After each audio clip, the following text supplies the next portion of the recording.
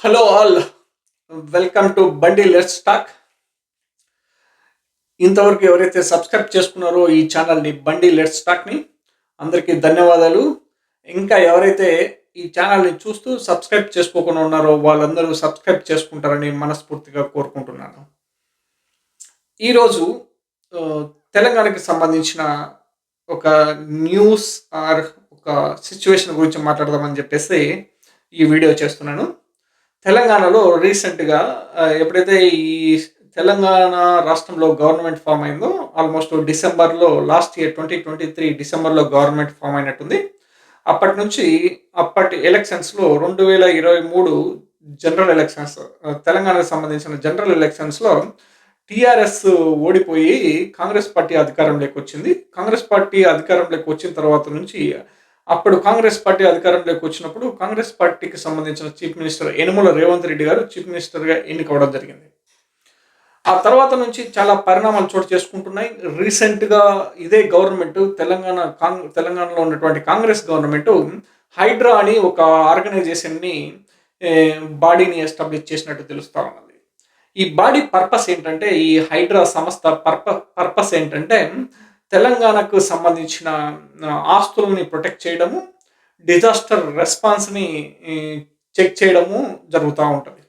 అందులో భాగంగానే అందులో భాగంగానే దాదాపు చాలా ప్లేసెస్‌లో మనకు కొన్ని మెయిన్ ఈవెంట్లు ఏవైతే జరుగుతున్నాయో డెమోలిషన్స్ అవి మాత్రమే మీడియా ముందరికొస్తున్నాయి. చిన్న చితక డెమోలిషన్స్ ఏవి కూడా మీడియా ముందరికి రావడం లేదు. అందులో పెద్ద ఇష్యూ ఏంటంటే, రీసెంట్‌గా దాదాపు ఒక 3, 4 రోజుల కిందట ఒక ఇష్యూ జరిగినట్టు తెలుస్తా ఉన్నది. అదొచ్చేసి N convention. N convention issue వచ్చేసి, ఈ ఎన్ కన్వెన్షన్ వచ్చేసి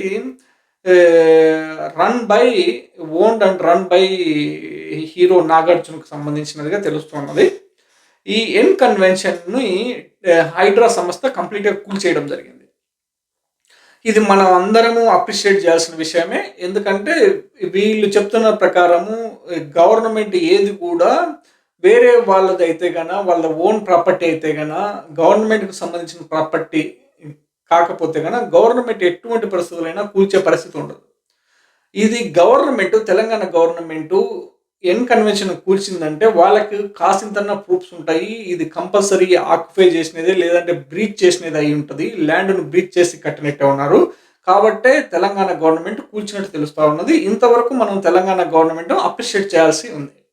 ఇది ఓకే. మీరు ఎన్ కన్వెన్షన్ కూల్చేసినారు. ఇది ప్రజలు కూడా అప్రిషియేట్ చేస్తున్నారు. ఇంతవరకు ఓకే.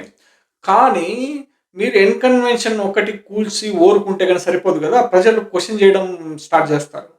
ఎందుకంటే ఎక్కడెక్కడైతే ఇల్లీగల్ ప్లేసెస్‌లో ఎక్కడైతే చెరువుల్ని ఆక్యుపై చేసి కట్టి ఉంటారో అవన్నీ దాంట్లో కూడా మీరు చర్యలు తీసుకోవాల్సి ఉంటది కాబట్టి, దానిలో భాగంగానే నేను ఈ మధ్య 3, 4 డేస్ నుంచి నేను చూస్తున్న న్యూస్ నుంచి నాకొస్తున్న ఇన్ఫర్మేషన్ బేస్ చేసుకొని నేను కూడా మీకు తెలంగాణ అసెంబ్లీకి మా డిజిటల్ పీపుల్స్ అసెంబ్లీ ద్వారా కొంత ఇన్ఫర్మేషన్ చేరవేద్దామని చెప్పేసి ఈ వీడియో చేస్తున్నాను. ఆల్రెడీ తెలంగాణ అసెంబ్లీలో అపోజిషన్ లీడర్స్ ఉన్నారు. అపోజిషన్ పార్టీ ఉంది. స్ట్రాంగ్‌గా ఉన్నారు. వాళ్ళకి దాదాపు 30-40 మంది క్యాండిడేట్స్ ఉన్నట్టున్నారు. వాళ్ళు క్వెషన్ చేస్తా ఉన్నారు ఇష్యూస్ అన్ని దాంట్లో. కాకపోతే మా సైడ్ ఆంధ్రప్రదేశ్ నుంచి కూడా కొంత ఇన్ఫర్మేషన్ తెలంగాణ అసెంబ్లీకి పాస్ చేస్తామని చెప్పేసి ఈ వీడియో చేస్తా ఉన్నాం. అందులో భాగంగా అందులో భాగంగా ఇప్పుడు ఫస్ట్ పాయింట్ మీరు చూస్తే ఫస్ట్ పాయింట్ ఏందంటే, ఇప్పుడు మీరు చూడండి, ఎక్కడైతే రామోజీ ఫిలిం సిటీ ఉందో, ఆ రామోజీ ఫిలిం సిటీ వేల ఎకరాల్లో రామోజీ ఫిలిం సిటీ ఉంది. ఈ రామోజీ ఫిలిం సిటీ దాదాపు ఏండ్ల నుంచి జనాలు ఆ చుట్టుపక్కల తెలంగాణకు సంబంధించిన జనాలు ఎప్పటినుంచో ఇదంతా ఆక్యుపై చేసి కట్టినదే. ఇదంతా ఓన్ ల్యాండ్ కాదు. ఇది పబ్లిక్ ల్యాండు లేదా గవర్నమెంట్ ల్యాండ్ ఆక్యుపై చేసి ఈ రామోజీ ఫిలిం సిటీ బిల్డ్ చేసినట్టున్నారు. దీన్ని కంప్లీట్‌గా ప్రభుత్వ పరం చేయాలి అని చెప్పేసి ఎప్పటినుంచో దాదాపు తెలంగాణ ఉద్యమం సమయంలో కూడా కేసీఆర్ అనేటువంటి వాడు కూడా కొన్ని సార్లు దీనిపైన ప్రకటనలు చేసి, తెలంగాణ వచ్చిందనుకో రామోజీ ఫిలిం సిటీని 10 ట్రాక్టర్లు, 10 ఎద్దుల బండ్లేసి దున్నుతా అని చెప్పాడాయన. ఆ తర్వాత 2014లో అధికారంలోకి వచ్చిన తర్వాత కేసీఆర్‌కి ఏమైందో, లేదంటే తెలంగాణ అసెంబ్లీకి ఏమైందో, మరి రామోజీ రావు ఏమి ఇచ్చినాడో, ఏం ముడుపులు ముట్ట చెప్పాడో లేదు గానీ, ఆయన సప్పిడి కాకోకుండా 10 ఏళ్ళు అధికారం చెలాయించి సైలెంట్‌గా ఇంటికి పోయినట్టు తెలుస్తా ఉంది. ఆయన ఏం చేయనట్టున్నాడు. ఈయన 10 ట్రాక్టర్లు పెట్టి దున్నిచ్చినది లేదు. కాల్చిచ్చినది లేదు. అది ఎటుండేది అట్నే ఉంది రామోజీ ఫిల్మ్ సిటీ. ఆయన బానే మేనేజ్ చేసినట్టున్నాడు. కేసీఆర్ 10 ఏళ్ల గవర్నమెంట్‌ని అది సక్కంగానే నడుస్తానట్టుంది. దురదృష్టవశాత్తు ఆయన రామోజీ రావు కూడా ఆయన దాటుకోబోయేట్టున్నాడు. ఆయన కాలం అయిపోయినట్టుంది. ఇప్పుడు ఆయన బిడ్డలో, కూతుర్లో ఎవరో ఒకరు ఉంటారో దాన్ని మేనేజ్ చేస్తున్నట్టున్నారు. మరి వాళ్ళ పరిస్థితి ఎట్టుంటదో చూడాలంగా రాంగ. తర్వాత దీనిలో భాగంగా ఇప్పుడు హైడ్రా సంస్థ ఎళ్లి వీళ్ళతో ఏమన్నా రామోజీ ఫిల్మ్ సిటీలో వాళ్ళు అక్రమంగా కట్టడం వల్ల ఆ ప్రాంతంలో దాదాపు గుట్టలు ఆక్యుపై చేసినట్టున్నారు. వాళ్ళు కొండలు ఆక్యుపై చేసినట్టున్నారు. తెలంగాణ గవర్నమెంట్‌కి సంబంధించినటివి. దాదాపు ఏళ్ల కొద్దీ సిపిఎం పార్టీకి సంబంధించిన కార్యకర్తలు ర ధర్నాలు చేయడం జరిగింది. ఆ ప్రాంతంలో ఉన్నటువంటి విలేజెస్‌లో ఆ విలేజెస్‌కి సంబంధించిన జనాలు గూడా దాదాపు ధర్నాలు చేయడం జరిగింది. మా ప్రాపర్టీ రామోజీ ఫిల్మ్ సిటీ వాళ్ళు తీసేసుకున్నారని జెప్పేసి.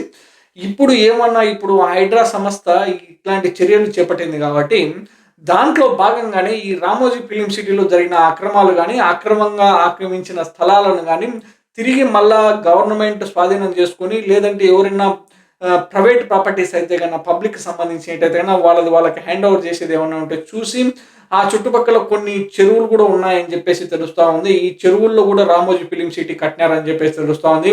ఆ చెరువులు కూడా బాగుపరిస్తే అట్లాగే నిన్న రేవంత్ రెడ్డి గారు భగవద్గీత గురించి చెప్తా ఉన్నాడు కాబట్టి, ఆ భగవద్గీతను మీరు బాగా ఇంకా అనుసరించి ఆ చెరువులన్నీ మంచిగా చేస్తే గనక దాంట్లో నుంచి నీళ్లు ఇంకా హైదరాబాద్‌కి మంచిగా సరఫరా చేయడానికి ఆస్కారం ఉంటది రేవంత్ రెడ్డి గారు. మీరు చూడండి ఒకసారి ఈ రామోజీ ఫిల్మ్ సిటీ పంచాయతీ కూడా.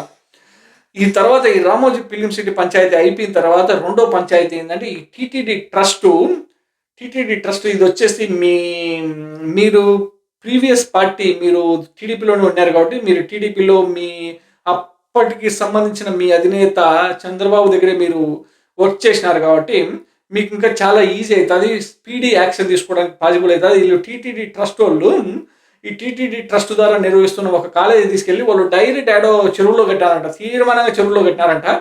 ఆ బిల్డింగ్ అదేదో ఇంటర్ కాలేజో మరి ఏ కాలేజో నేను అంతగా ఇన్ఫర్మేషన్ రీసెర్చ్ చేయలేదు క్లియర్‌గా. మొత్తానికైతే టీటీడీ ట్రస్ట్‌కు సంబంధించిన ఒక కాలేజీ వాళ్ళు తీసుకెళ్ళి యాడో చెరువులో బిల్డింగ్ కట్టారంట. ఆ చెరువులో బిల్డింగ్ కడితే మీరు డైరెక్ట్‌గా ఆల్రెడీ రిపోర్ట్స్ వస్తున్నాయి క్లియర్‌గా మీరు చూడండి. ఇన్ఫర్మేషన్ అంతా ఉంది ఆన్‌లైన్‌లో. ఆ ఇన్ఫర్మేషన్ అంతా ఉంది కాబట్టి ఆల్రెడీ పబ్లిక్ అంతా తెలుసు కాబట్టి మీరు డైరెక్ట్‌గా హైడ్రా సంస్థ ఆయన ఎవరైతే కమిషనర్ ఉన్నాడో ఆయన రంగనాథ్ ఆయన ఏదో చాలా పవర్‌ఫుల్‌గా పనిచేస్తారని చెప్తున్నారు. ఆయన కూడా ఒకసారి దీని గురించి చూస్తే ఈ టీటీడీ ట్రస్ట్ కాలేజ్ గురించి వాళ్ళు ఎట్లా నిర్వహిస్తున్నారు, ఏంది పరిస్థితి, ఎక్కడ కట్టినారో, ఆ చెరువులో కట్టినారా, చెరువు బయట కట్టినారా, చెరువును ఆక్రమించి 30% 40% కట్టినారా, కట్టిట 30, 40%, 50% తొలగించి మిగతాది చెరువులు మంచిగా చేసి అక్కడొచ్చే నీళ్ళ ద్వారా అదే టీటీడీ ట్రస్ట్‌కు సంబంధించిన జనాలకు నీళ్లు సరఫరా చేస్తే మంచిగుంటదని మా అభిప్రాయం సార్. ఇది త్వరితగతిన ఇది పరిష్కరించండి. ఇది మేము ఆంధ్రప్రదేశ్ నుంచి మేము రిక్వెస్ట్ చేస్తా ఉన్నాం. ఎందుకంటే తెలంగాణ ప్రజలు సుఖ సంతోషాలతో మంచి ఆరోగ్యంతో ఉండాలని మనస్ఫూర్తిగా కోరుకుంటున్నాం. దానిలో భాగంగానే ఇట్లాంటివి ఏదైతే కుంటల్లో, చెరువుల్లో, వంకల్లో యాడైతే ఇవన్నీ ఆక్యుపై చేసి బిల్డింగ్ కట్టారో ఇవన్నీ ఎత్తేసేయండి కంప్లీట్‌గా. ఒకటి కూడా ఉండియాకండి అన్నీ గాని. ఏం అవసరమే లేదు తెలంగాణ ప్రజలకి. తెలంగాణ ప్రజలకు కావాల్సింది కొంత మంచి నీరు, మంచి గాలి, పొల్యూషన్ లేని సమాజం కావాలని తెలంగాణ ప్రజానీకం కోరుకుంటా ఉన్నారు. దానిలో భాగంగానే ఫస్ట్ ఈ టీటీడీ ట్రస్ట్ వీళ్ళు తీసుకుపోయి ఏడైతే కాలేజీ కట్టారో వంకలోనో, ఏడో వాగులోనో కంప్లీట్‌గా డెమాలిష్ చేసి ఆ వాగులోకి నీళ్ళు వచ్చేటట్టు చూడండి. ఇది రెండో పంచాయతీ. మూడో పంచాయతీ ఏందంటే సార్ ఇప్పుడు కొత్త పంచాయతీ ఏందంటే ఈయన ఎవరైతే మీరు చెప్తా ఉన్నారో నాకు మంచి స్నేహితుడని చెప్పేసి ఈయన ఓవైసీ బ్రదర్ అక్బరుద్దీన్ ఓవైసీ ఆయనకు సంబంధించిన కాలేజీ తీసుకెళ్ళి ఏమన్నా వాగులో కట్టినట్టున్నారు, ఏమన్నా వంకలో కట్టినట్టున్నారు. తీర్మానంగా ఆ పిక్చర్లు చూస్తేనే తెలుస్తుంది. దాదాపు సగం వంక ఆక్యుపై చేసినట్టున్నారు వాళ్ళు. సగం వంక, వాగు సగం ఆక్యుపై చేసి వాళ్ళు ఏదో ఓవైసీ ఫాతిమా కాలేజ్ కట్టినారట. ఆ ఫాతిమా కాలేజీని కంప్లీట్‌గా డెమాలిష్ చేయండి. ఆ డెమాలిష్ చేస్తేనే మీకు కొద్దిగా రెప్యుటేషన్ కూడా వస్తది మార్కెట్‌లో. నెక్స్ట్ ఎలక్షన్స్ కూడా ఈజీ అయితాయి. ఎందుకంటే మీరు ఇప్పుడు ఒక సైడే పోయినారనుకో రెండో సైడ్ మీకు జనాలు ఓట్లేసే పరిస్థితి ఉండదు. అట్ ద సేమ్ టైమ్ ప్రజలందరి నుంచి మీరు మన్ననలు పొందాలంటే ఎక్కడైతే కట్టినారో ఇవన్నీ ఇల్లీగల్‌గా యాడైతే ఇంతకు ముందు వంకలు, వాగులు ఉన్నాయో, అయి గవర్నమెంట్ ప్లేసెస్ ఉన్నాయో, వాళ్ళు గవర్నమెంట్ నుంచి పర్మిషన్ తీసుకొని కట్టినుంటే గన ఓకే. గవర్నమెంట్ నుంచి పర్మిషన్ తీసుకోకుండా ఇల్లీగల్గా ఆక్యుపై చేసి, లేదా గవర్నమెంట్ వాళ్ళకి ఇచ్చిందే కానీ మనం వదిలేయాల్సి ఉంటుంది. ఎందుకంటే గవర్నమెంట్ లీజుకి ఇచ్చింటుంది, దాంట్లో మనం ఏమనేదానికి ఉండదు. అట్లా కాకోకుండా గవర్నమెంట్ నుంచి లీజుకు తీసుకోకుండా వాళ్ళు ఎంక్రోచ్ చేసి ఆక్యుపై చేసి వాళ్ళు కట్టి ఉంటే కనుక కంపల్సరీగా కూల్చాల్సిందే. ఇది కూల్చేసి మీరు సమాజానికి మంచి ఇండికేషన్ పంపిస్తారని ఆశిస్తున్నాం. మీరు తెలంగాణ అసెంబ్లీ నుంచి, తెలంగాణ అసెంబ్లీ లీడర్ ఎవరైతే ఉన్నారో యనమల రేవంత్ రెడ్డి గారు ఇట్లాంటి పని ఇంకా స్పీడ్గా చేస్తారని చెప్పేసి కోరుకుంటా ఉన్నాం.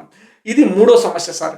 4వ సమస్య ఏంటంటే సార్, హైదరాబాద్ చుట్టుపక్కల దాదాపు 10ల కొద్ది లేకులు ఉన్నట్టున్నాయి. లేకులు, వంకలు, వాగులు ఉన్నట్టున్నాయి.